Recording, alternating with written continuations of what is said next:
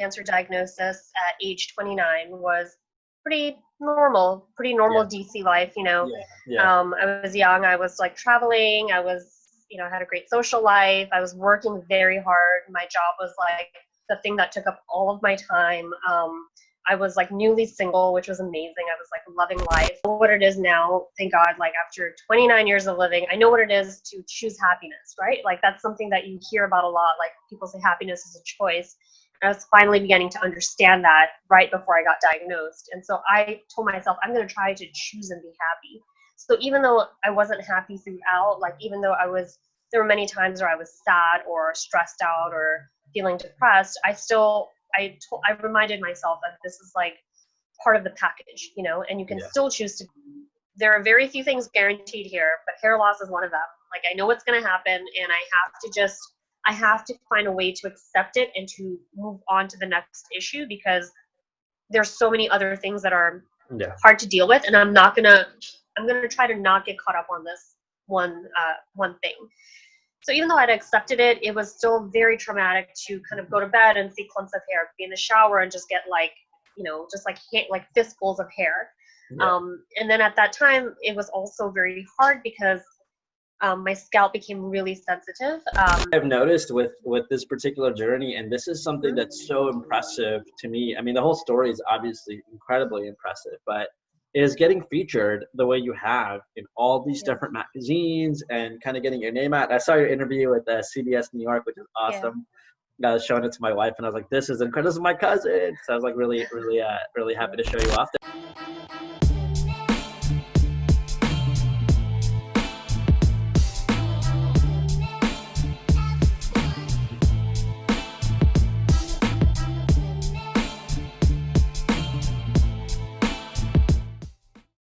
All right, cool. Hey, Sonya, welcome to the pod. So I know you and I go back. Obviously, you're my cousin, same last name, but you're currently working on a really cool project called StyleEsteem. So we're going to kind of break that down, kind of get into how you got started, what you're currently doing with your website, and then hopefully get to learn maybe a lot more about you, your current journey into entrepreneurship, and kind of where you are with everything. So thanks for getting on. Really appreciate it. Sure. Thank you for having me. You know, this is such an important topic to cover, I think, especially now as people are having a chance to kind of revisit maybe even their own entrepreneurial dreams. I think this is a really awesome time to do this.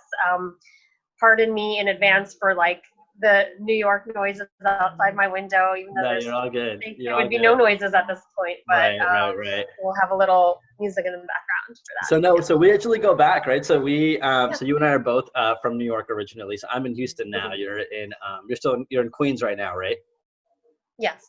Okay, back cool. in Queens. Yeah. Perfect. So you went to GW in DC, right? There you studied poli-sci, is that right? So I went to GW for my undergrad, where I studied international affairs, and I concentrated in conflict and security. Okay, got it. And then I remember you were running a blog. I don't know if you were in college at the time or if you had just graduated. I think it was called the New York Mannequin or NY Mannequin. Is that right?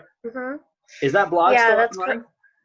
So I actually launched that blog when I started grad school. So that just happened to be the timing. So I think it was like 2014. I started grad school at Georgetown University. And at the same time I started my blog. And so the whole idea behind the blog was just to kind of talk about how a New Yorker sees style in the District of Columbia. So it just was a little bit of a narrative, I guess, of my day-to-day life, being interested in fashion, but working in the government space, and just how the two overlap or sometimes don't overlap, and just my thoughts about it. But no, it was something that I kind of created to explore this thing that I always wanted to do, which is fashion. And it's always been in my life since a very young age. And I couldn't quite understand how I would be bringing it back into my life. And so I just started to like pursue different creative projects just to test things out.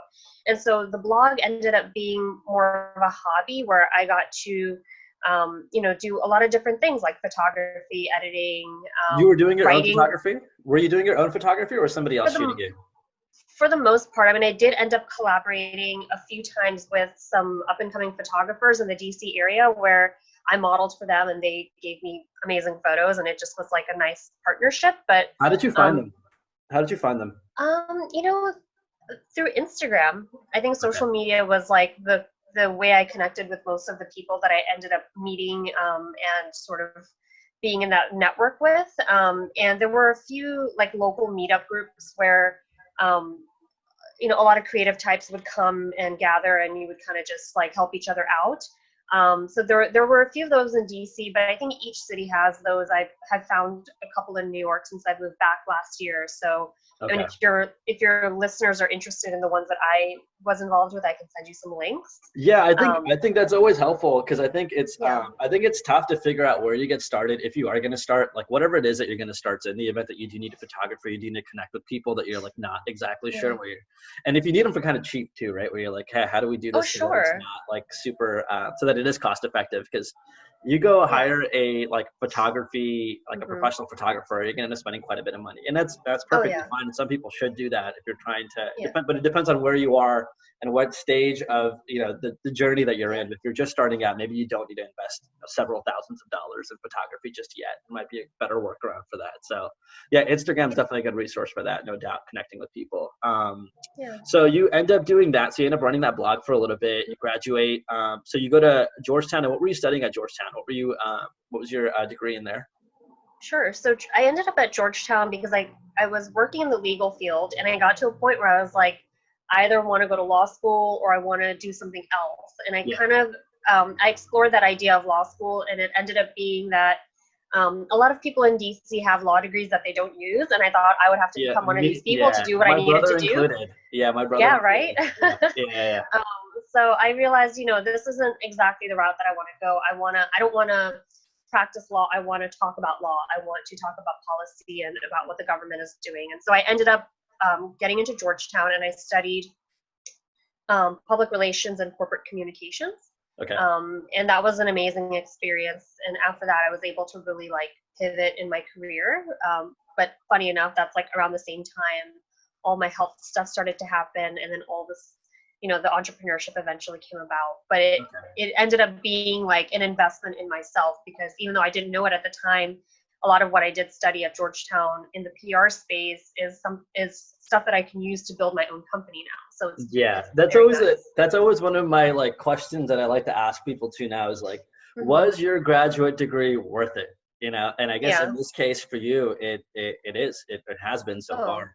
So that's and really even good. the blog, even though that's not something I'm like currently focused on or creating new content for, like all that stuff taught me how to take product shots, how to how to arrange models, how to kind of write, copywriting and maybe some SEO work too kind of builds off of that as well. So so I guess let's get into it. So like you have so you run into a series of health issues and you go through some things, and that's what leads you down to the entrepreneurship path, right? So do you feel comfortable talking about kind of what you went through health wise and kind of what happened in that journey? So awesome. Great. So it's a big part of it.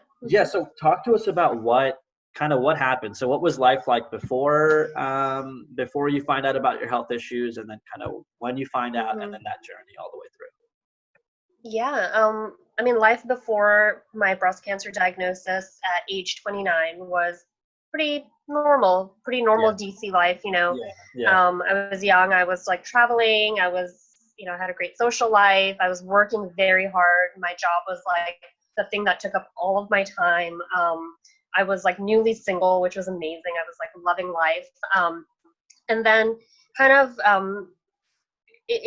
all this like positivity also caused me to focus a little bit more on my family, and I was focusing on spirituality as well. And so I was kind of in a place, I think, where when this happened to me, when I got my diagnosis, it came about through not even a self-exam. It's just something I would say I accidentally found my lump in the shower. Okay. So that's why I tell people to do your self-exam, especially in the shower, because you can catch something early on, and that's definitely what happened to me.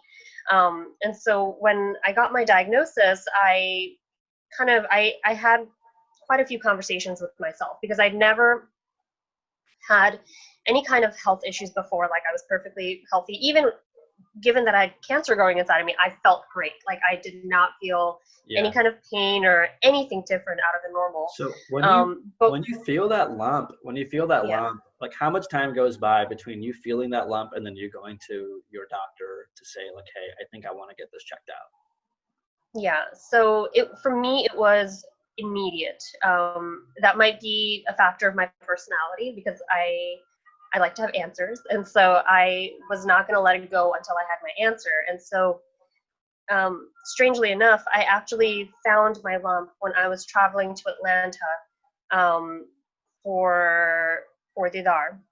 Okay. And so when I was down there, my parents were not actually down there. They were on their way traveling. And so when they arrived, I had a conversation with my mom, and then her former boss, who was also in Atlanta at that time, who happens to be an oncologist, who is like the only cancer doctor we knew, because we don't have any history in our family, so we don't really have like a medical team that it's like a go-to for us. And so he was the one person that I could think of, and so we immediately reached out to him, and he saw me and basically he gave me a physical exam, and said, you're young, you don't have family history, you have dense breasts, so I wouldn't lose any sleep over this. I think he was just trying to calm me down, but he was like, I wouldn't lose sleep over this, but I will encourage you to get it checked out, and let me know what you need me to do. So I was like, yes, please write me a referral for ultrasound. Please write me a referral for a biopsy. Did you have health insurance at this point? I did. Thank God I did, because I was working for the government. And so I was actually in DC. So I traveled up to New York for every single exam I ever had. I never had a single medical appointment in DC, because New York just seemed like the obvious place to do it, because my family was here and the one doctor I knew was here. And so that ended up becoming a factor. So all of a sudden I was traveling all the time for chemo, for treatments, for surgeries, for everything. And so just how life changed is what you asked. And so when I started to go through that, I had conversations with myself about how I was going to go through this, because this is like an outside force that comes in and like tries to take everything away from you, everything, like literally your time, your health, your looks, your femininity, like your livelihood, everything. And I kind of had a moment where I was like, look, I know what it is now. Thank God, like after 29 years of living, I know what it is to choose happiness, right? Like that's something that you hear about a lot. Like people say happiness is a choice. And I was finally beginning to understand that right before I got diagnosed. And so I told myself, I'm going to try to choose and be happy. So even though I wasn't happy throughout, like even though there were many times where I was sad or stressed out or feeling depressed, I reminded myself that this is like part of the package, and you can still choose to be happy, even if you're depressed, even if you're. When do you get to that? When do you get to that stage? Because I imagine that like the night before your diagnosis is like confirmed, or right after it's confirmed, and those initial conversations start happening with, I guess, your oncologist, right? I imagine there's a lot of fear in that time, right? So how do you go from like feeling super fucking scared, probably, I'm assuming, right, to then feeling like, I'm going to choose happiness? Like, what is that? Like, how do you chart that journey? Well, I think something that you realize when you go through cancer diagnosis or any kind of very life-changing health issue at a young age. And I think what's going on right now with COVID-19, I think a lot of people are very uncomfortable because they're coming to terms with this very thing that I'm about to describe. You realize that your mortality is a very real thing. So all of a sudden you're like, hey, a lot of us kind of waste time. And I used to do this all the time, waste time being unhappy about X, Y, or Z, things that don't matter at all. And then when this happens to you, you're like, wait, I actually don't have unlimited time to be miserable. Right. So I'm going to try and I'm going to try and respect my time and the time that I've been given on earth by honoring it with a smile and with some strand of positivity and hope. Because that's the truth. I mean, how would you feel if, you lived for like, you know, let's say till 80 years old, and you spent a majority of that time being very unhappy and stressed out. It's like, you know, you're given this life to enjoy it, to create something, to live and to explore. And I decided, I was like, hey, look, I actually don't know what's going to happen, but I'm going to just practice a lot of gratitude. Like anytime I have the chance, I'm going to do it. Like, I don't care if it's nearly impossible. I will find something to be grateful for. For sure. And I think, and I think like a lot of people, I know, like I keep hearing that like some of the people's like best years are in their 60s, like as they like 60s and older, because they just feel more liberated and happy. And I guess they're getting closer to their own mortality, so they start realizing that too. You've kind of got like a 60-year or like a 40-year jump on them now, right? Because you were hit with that way sooner and way earlier in life. So that's, I mean, in some ways, that's deeply like profound that you got that lesson super, super, super early. During the so are you I guess right now, are you currently cancer free? Yes. Is that how that works? Is it so you go through a series of, I guess, is it chemotherapy? Or you go through chemotherapy treatments, and how many treatments did you end up having to go through during your time? So the treatment protocol, I guess it's very dependent on what kind of tumor you have and like the stage of your disease. And so for me, I was early stage. And so because when you're younger, your disease tends to be more aggressive. And so basically my oncologist was like, I'm going to throw the kitchen sink at you and like do everything we can to make sure you have the longest life possible. And so started with an ultrasound and a biopsy, and then once it was confirmed, I started chemotherapy. And so I got my diagnosis in like March or April of 2018, and then chemo started in May, and it lasted from May till August 31st of that year. And there were 6 rounds of treatment for which I traveled back and forth from DC to New York. And with each round, you sit there for hours and hours. I would be there for like 6 hours sitting in a chair hooked up to a machine that was just pumping me full of toxic medicines. And then you would be in recovery for at least 1 week before you can be normal again. At least for me. What was the, like, were you able to, this is going to sound like a weird question, but when you get out of there, and I think at this point you've made the decision that you're going to be like consciously trying to find more happiness. Time is finite.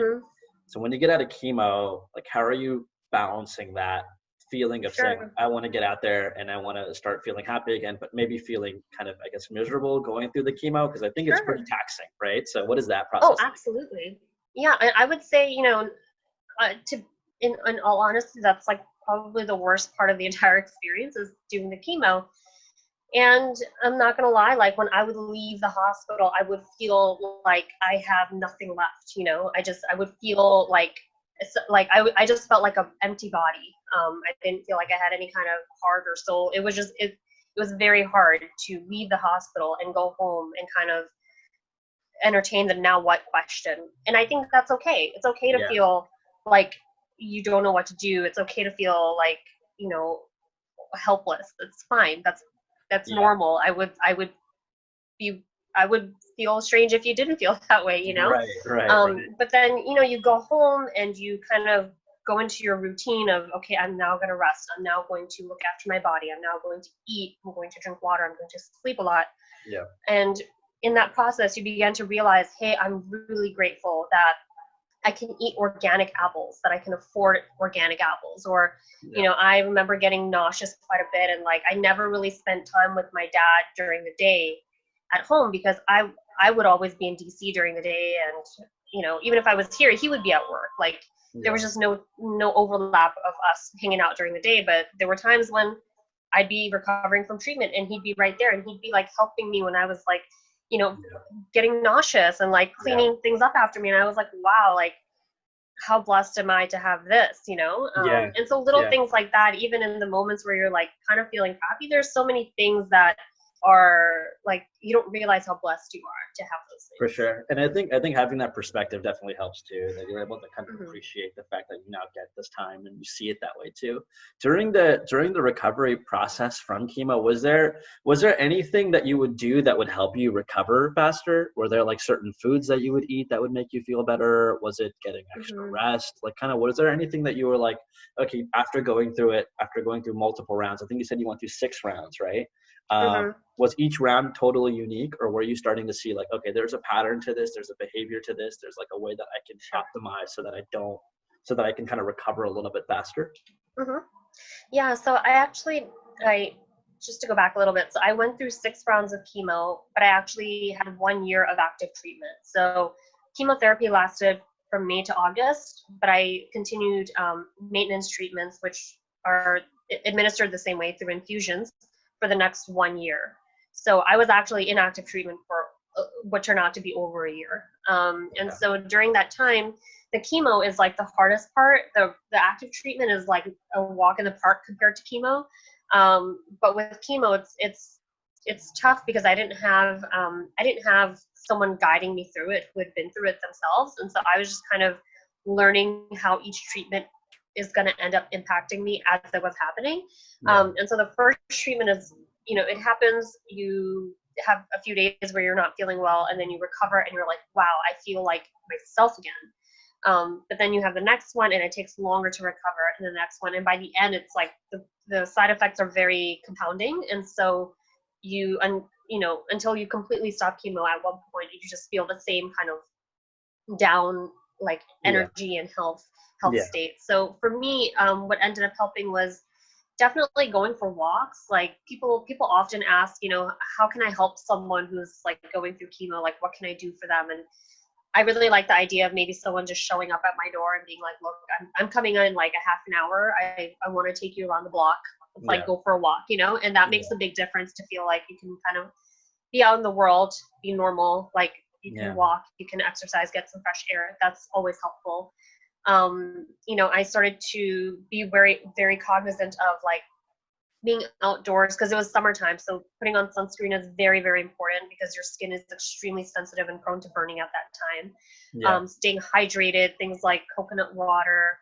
A lot of people, I didn't drink this, but a lot of people tout Gatorade during that time. So things that are very hydrating.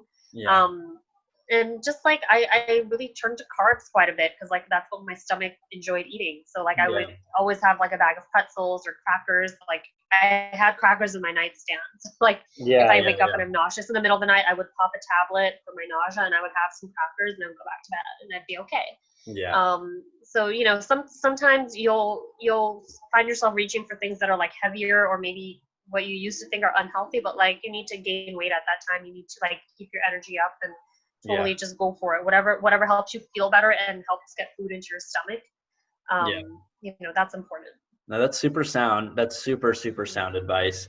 Because I know that there are people in our community and there are people that are obviously going through it. So I think it's like good to know too that like, chemo is going to be really hard. I think your doctors probably prepare you for it also. I think sure they give you a lot of advice too, but I think it's really brave that you're kind of doing this and that you're kind of putting yourself out there and kind of talking about your journey so that people can kind of maybe even circle back with you potentially, but at least know that there's somebody out there who's kind of gone through a similar journey.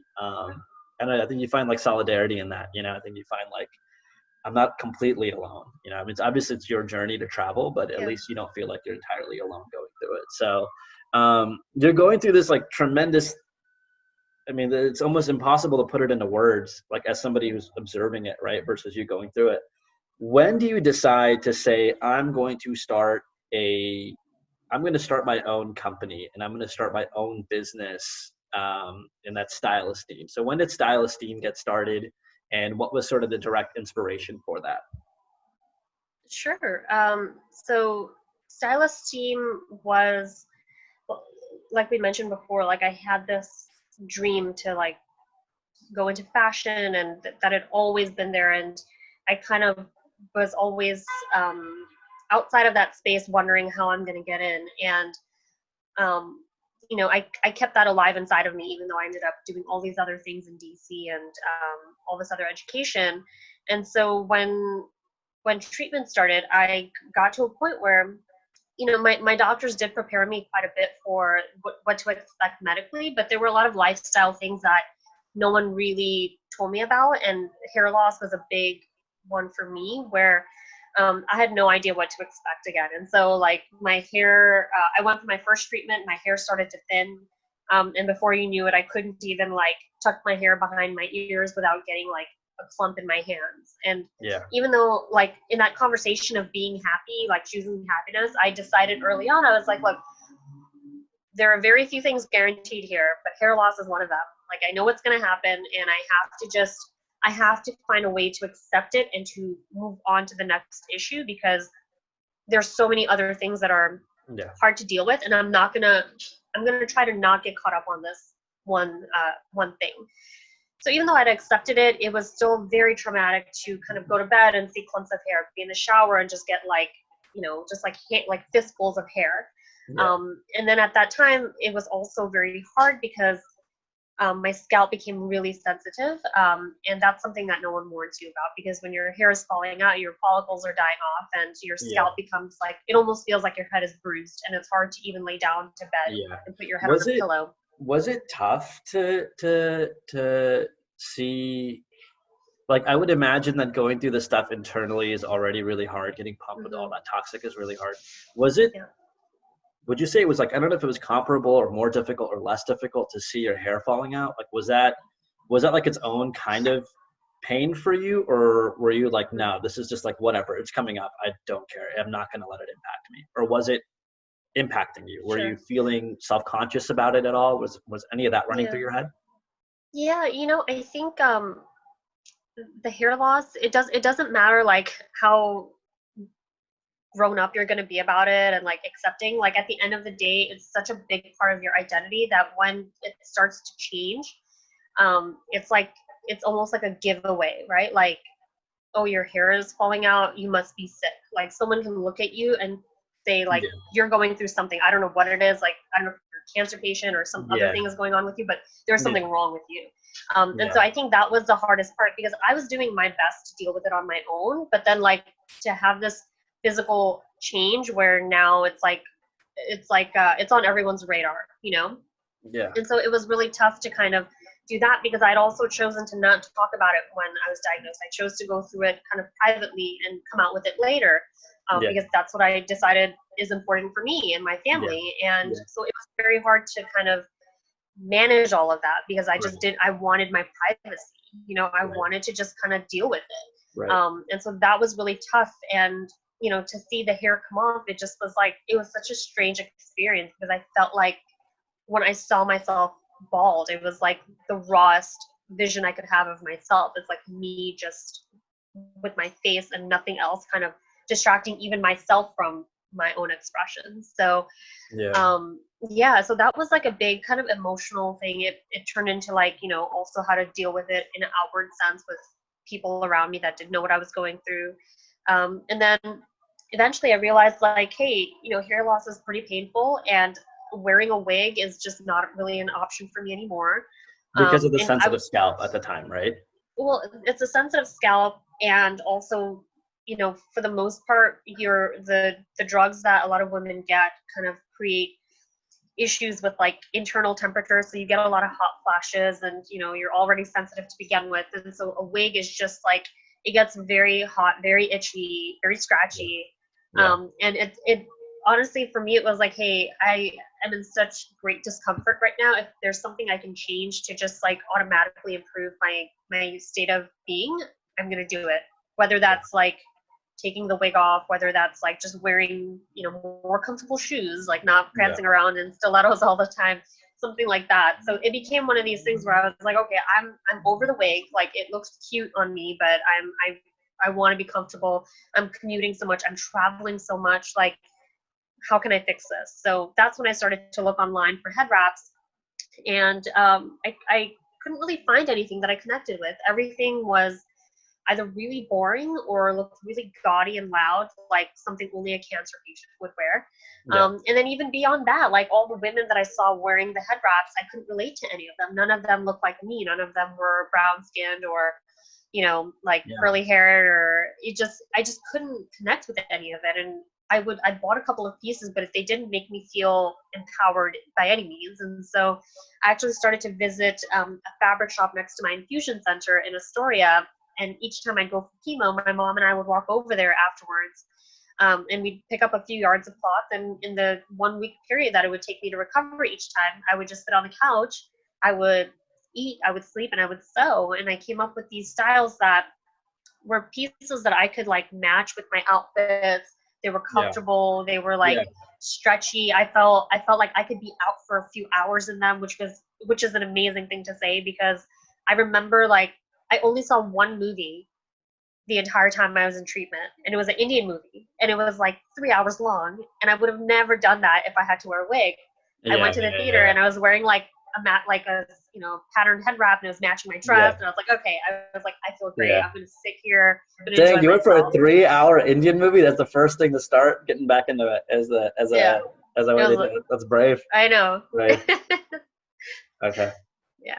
So you end up designing, and did you have experience sewing beforehand? Did you know how to do that, or did you learn for this particular project? I'd sewn kind of like on my own time. I would do my own alterations at home, but I never really sewed kind of like pieces from scratch. And with the head wraps, I didn't know how to do that. I definitely researched into it and did a lot of like experimenting before I could kind of figure out what works. Yeah. And so that was kind of like, a process of its own. So you start making these for yourself. You start designing them yourself. You start picking fabrics that you feel like are comfortable, that you can wear for a long time, that don't, I guess, heat up as much, that are maybe a little bit better at maybe kind of letting air come through, more breathable, I guess. And so where do you go from that to saying, hey, now this is no longer just something I'm doing for myself. I think I can maybe produce these and can actually sell these. So how do you kind of go from making it for yourself to then taking it to that next step? Sure. So one part of it is that I'd always wanted to be in fashion, right? And I'd been looking for a way to make that happen in my life. Another part of it is like when you choose happiness, I think you touched on it before. You were like, oh, you're choosing to see certain things around you when you're choosing happiness, and I believe that as well. So when you are choosing happiness, you're also open to receiving happiness, and that was a part of it too. Like I was in a state of mind where I was thinking about how am I, like, what is gonna kind of pull me out of this phase and into the next one. And another big part of it is that I was searching for my why, right? Like I was searching for my purpose to get through this, because to me, I knew that this didn't happen to me for no reason. Like I knew that my story was going to help other women in the future, and I just didn't know how yet. And so just combining like all these, different convictions that I had, I said to myself, hey, like I needed this thing when I was going through one of the hardest times in my life, and it wasn't out there. But I've created it and I benefited so much from it. And now I think it's time to help other women do the same. And through my journey, I realized, not just is breast cancer getting younger and younger, which goes completely against any kind of medical, opinion, like standard opinion that, oh, breast cancer only happens to you later in life. No, there's so many women who I've met who are even younger than me who have gone through it. And so to kind of empower that group of people, and then also just women at large, because it honestly doesn't even matter what age you go through it. Hair is a big part of your identity, and the desire to feel attractive and well dressed and feminine never leaves you. Doesn't matter what happens to you, right? And so I wanted to help women who are going through one of the hardest things they'll ever go through something that has always given me joy, which is fashion. And so when I was coming to the end of my treatment, or coming to the end of my chemo in August, I had already started to put ideas together of creating some kind of a brand. And then I started to explore different ways to go about it. I looked at nonprofit. I looked at, just a company structure. And I realized giving back was really important to me. Just making that a part of my brand values. And and so I considered doing a nonprofit, but then I realized like I actually just want to create a brand, and then within that brand I want to do a donation program. So at the same time that I was thinking about creating a brand where women can shop for head wraps the same way they shop for clothes, which is by season and by occasion, because that's just how we dress ourselves. I also wanted to create a space where I could donate one head wrap for each head wrap sold. And so I kind of built that into the company, and kind of put all of that out together. And that's just been, you know, the recipe from the beginning. So so you go from there, and then I guess you start designing by style, by occasion. And now you're saying, okay, I'm going to start, and for everyone that I sell, I will donate. So I guess, you decided to put this on a website. You decided to put this on your own store, right? So it's StyleEsteemshop.com. So I actually have it up. So let me go ahead and share the website with everybody so they can kind of see it. So give me one second here. Are you able to see it? Are you able to see the screen? Okay, cool. And so are these all women on here as well? Cancer survivors, or people going through cancer as well, or are these or is it just people in general who just like the head wrap? Sure. So all of my models are one of three types of women. They're either cancer survivors, which is counts as anyone who's heard the words "you have cancer." They're previvors, which is anyone that has a predisposition to cancer but has not been diagnosed yet, and they're carevivors, which is anyone that has looked after a loved one going through cancer. And so they're survivors, carevivors, and previvors. And I wanted to include women of all backgrounds because you know what, like all these people matter. Everyone who is on here has been touched in some way by cancer, whether it's like their mom had it or they had it, or whether they've gotten like prophylactic surgery for it. And so that's been an important thread for me. And just so every woman you see here on the website is someone who has had that experience. Wow. And how did you get connected with all of these women too? It seems like they're all different backgrounds. So how did you guys get connected? Sure.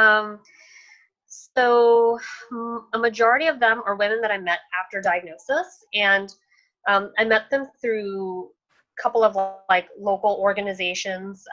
There's one group called the Breasties, which is like an organization, a nonprofit that focuses on young women who have gone through reproductive cancers. There's other organizations like Young Survivors Coalition, like other places where I've kind of looped myself in, and kind of let people know, hey, I'm doing this. I want to empower anyone else who's out there kind of in the shadows, because that's where I was, right? Like I wasn't out there in the open. I was kind of like on my Instagram, like looking up hashtag breast cancer, hashtag like post chemo hair, like all these things where I saw other women who were posting about their journey. And even though I didn't make contact with them because I wasn't ready for that yet, seeing other people out there who had gone through it was like a lifeline to me. It was like so important. So all these women who are already kind of converging around different groups and different issues, I just kind of introduced myself as someone who has also gone through it but wants to kind of create something that pays it forward. And so that's how I ended up meeting these people. And a lot of women learned about me because I got some of my friends to repost into their own groups and kind of ask people to model for me, or get involved and do interviews. And so it's just also a little bit of word of mouth too. I wouldn't be able to do it all on my own. Fair enough. And so and so the other thing that I've noticed with this particular journey, and this is something that's so impressive to me, I mean the whole story is obviously incredibly impressive, but is getting featured the way you have in all these different magazines and kind of getting your name out. I saw your interview with CBS New York, which is awesome. I was showing it to my wife and I was like, this is incredible. This is my cousin. So I was like really happy to show you off there. And it's so I guess kind of walk us through that, because I don't think most today, and I think this is maybe a good e-commerce entrepreneur-based question for a lot of small businesses, is kind of the journey to getting featured into something like this, and kind of what steps you took, and what was the first major publication, and then kind of how did that become like because it seems like it might have been one or two that picked up, and then now more people wanted to talk to you. Sure. So can you kind of walk us through that? Sure. I think getting featured is such a, there's so many things that can potentially go into it. So I will say this much, like in my heart, I was like, okay, I would love to be out there. I would love to be on TV or in magazines and all this. But I will be honest with you, I did not actively pursue it from that angle.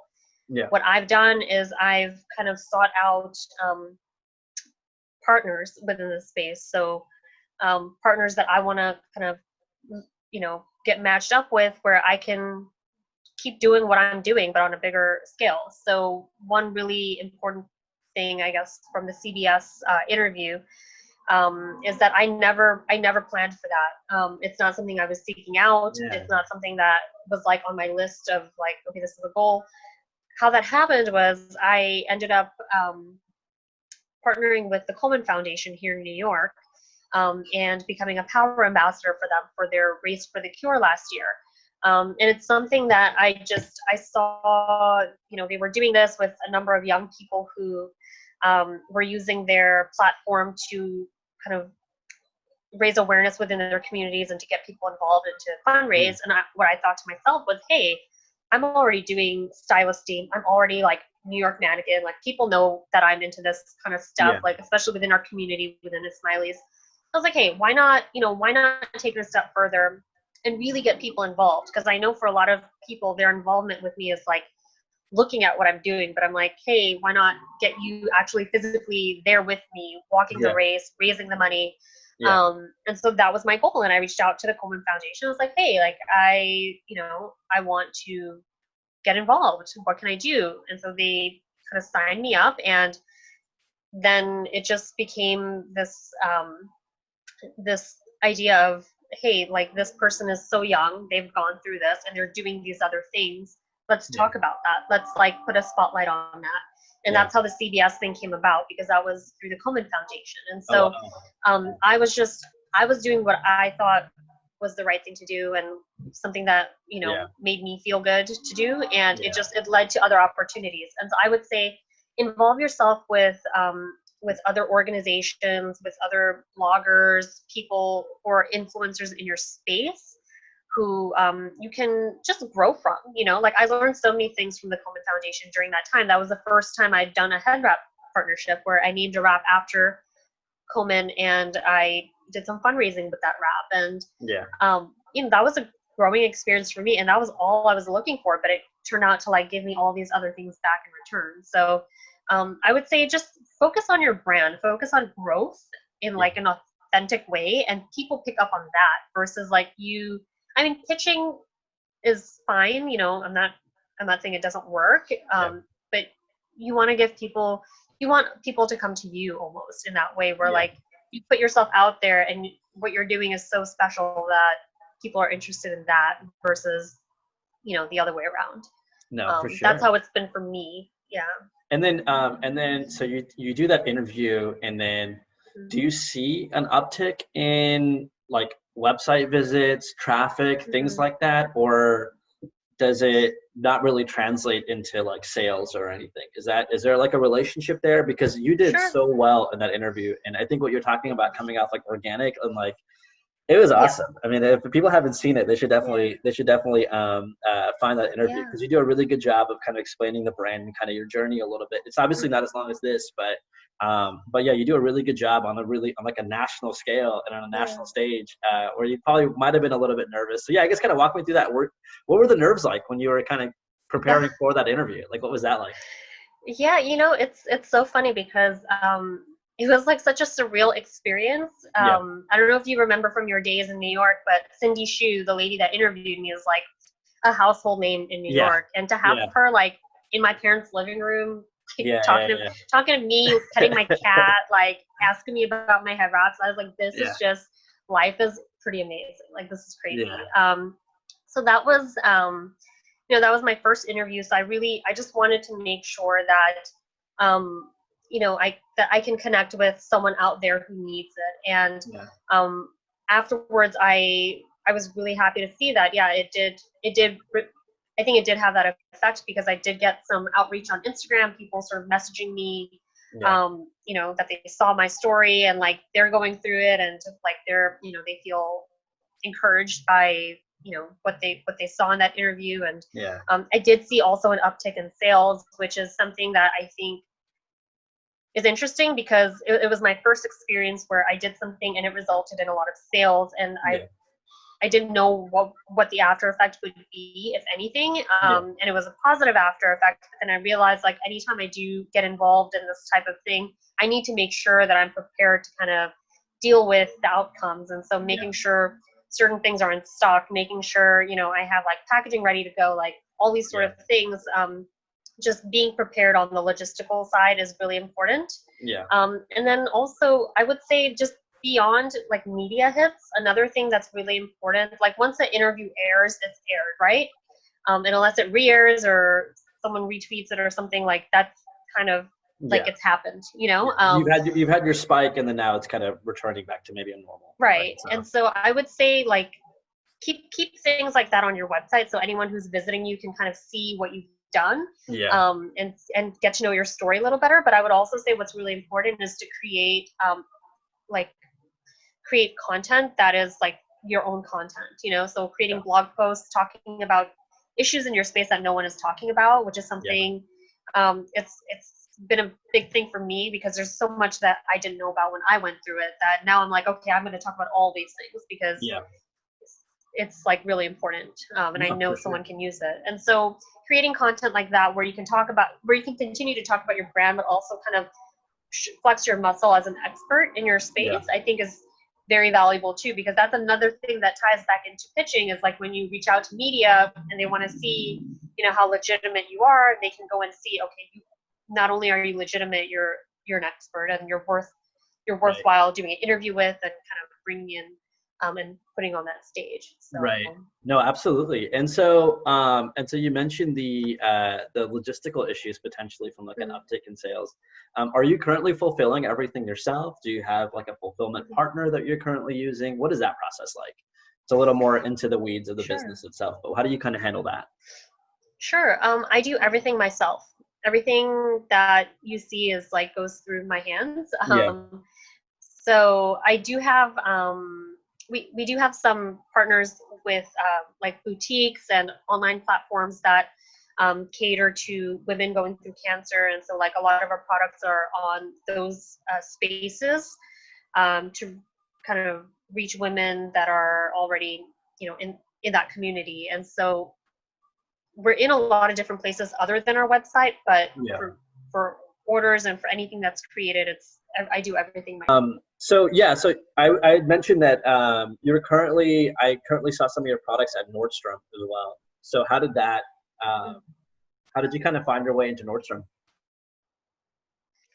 Nordstrom was just such an amazing opportunity to be able to work with them, because it wasn't just me and Nordstrom, it was actually the Georgetown Lombardi Cancer Center in DC. And so it was kind of all three of us working together. And the way that happened was I actually connected with someone at the cancer center who is on the women's committee that throws various events throughout the year, every year, to raise money and awareness for the cancer center.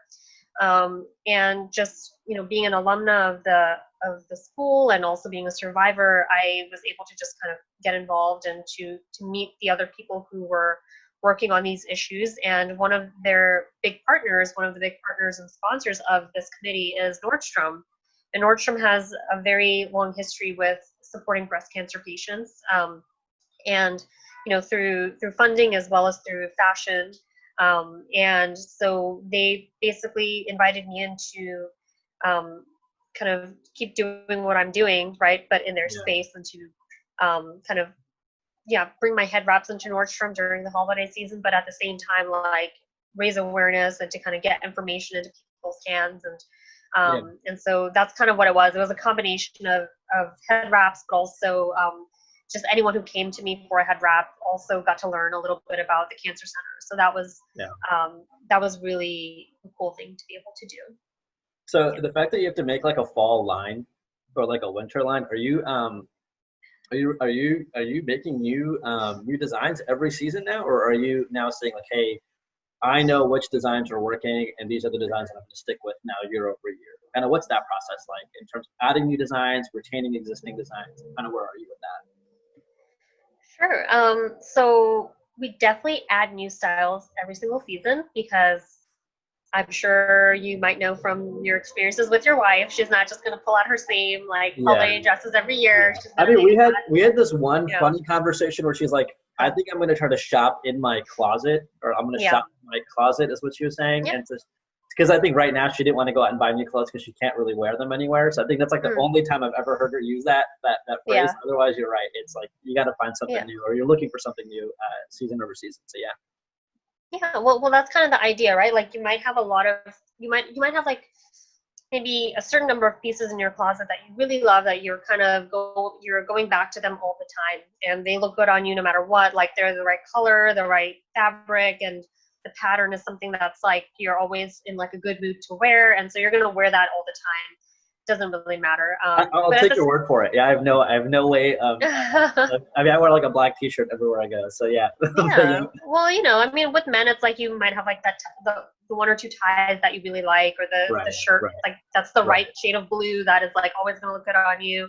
Right. So it goes both ways, but like at the same time, we do have occasions that come up. We do have, sometimes we're like, oh, I'm in the mood for something different, or I want to wear something new for this milestone or whatever it is, because life never stops, and it certainly doesn't stop for you when you're going through cancer or hair loss. And so you might end up going through a holiday season where you're like, I have all these wraps from the summer and from the fall, and like honestly I want something a little bit more glitzy, a little bit more glamorous, because I am going to a family holiday party and I want to dress up, because it's my right to dress up, and I want to. So for that reason, it's like really important to just always have something a little bit new, something a little bit fresh. The classic pieces will always be there. There's certainly certain styles that I know people love, and I hope to never get rid of them. But I always want to have something new for people who are going through hair loss. Hair loss lasts the hair falling out is just one piece of it, because when it grows back, it's not really at a place where you're totally comfortable for a while after it starts to grow back. So you might be experiencing multiple seasons, multiple, occasions and milestones in your life while you're still trying to get to a happy place with your hair. So having something new for people who kind of have that prolonged need is really important to me, just so you feel like, you can come and shop for something and find something new that makes you smile, and for sure. Just like you would for any other thing in your closet. For sure. I mean, I think it's like just overall really incredible, like this whole journey, everything that you're doing now. Is this something that is like full time for you? Is this something that you're doing on the side while you're maintaining another professional career? Kind of where are you with StyleEsteem today? How much time does it take? Sure. So I decided that when I was going to move back to New York, which was about 1 year ago, March 2019, I moved back from DC to New York. And at the time, I wanted to take a few months off just to kind of recover and to like just get right with myself and like enjoy just some downtime in my life.